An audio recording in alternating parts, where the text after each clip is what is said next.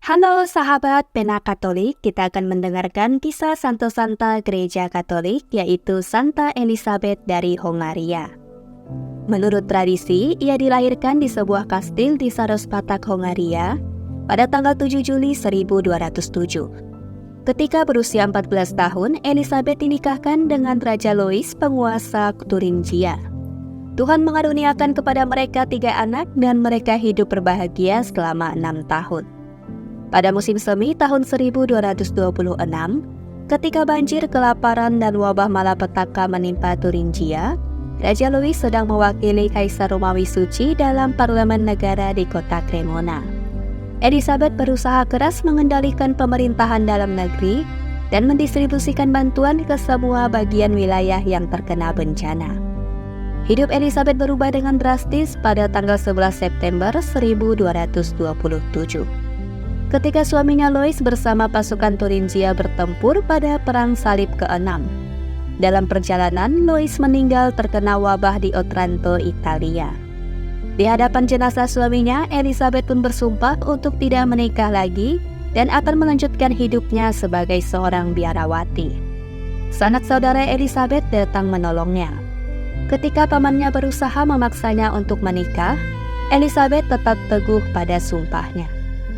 Elisabeth bergabung menjadi anggota Ordo Ketiga Fransiskan dan membangun sebuah rumah sakit di Marburg untuk orang miskin dan sakit dari semua hartanya yang tersisa, bahkan uang mas kawinnya. Ia menghabiskan tahun-tahun terakhir hidupnya dengan melayani mereka yang sakit serta miskin. Ia bahkan pergi memancing sebagai usaha untuk memperoleh tambahan uang untuk membeli obat-obatan bagi kaum miskin yang dikasihinya. Santa Elisabeth baru berusia 24 tahun ketika ia wafat.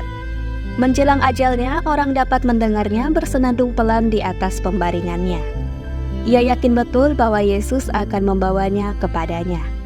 Elisabeth wafat pada tahun 1231. Setelah kematian Elisabeth, banyak keajaiban, terutama keajaiban dalam penyembuhan, dilaporkan terjadi di makamnya di dalam gereja dan di rumah sakit yang didirikannya.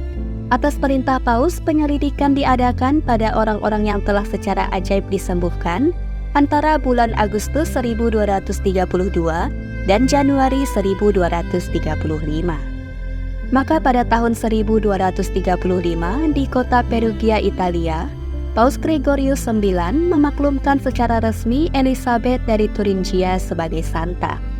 Jenazah Santa Elisabeth kemudian dibaringkan di sebuah altar dari emas yang masih dapat dilihat sampai sekarang di gereja Santa Elisabeth di Marburg.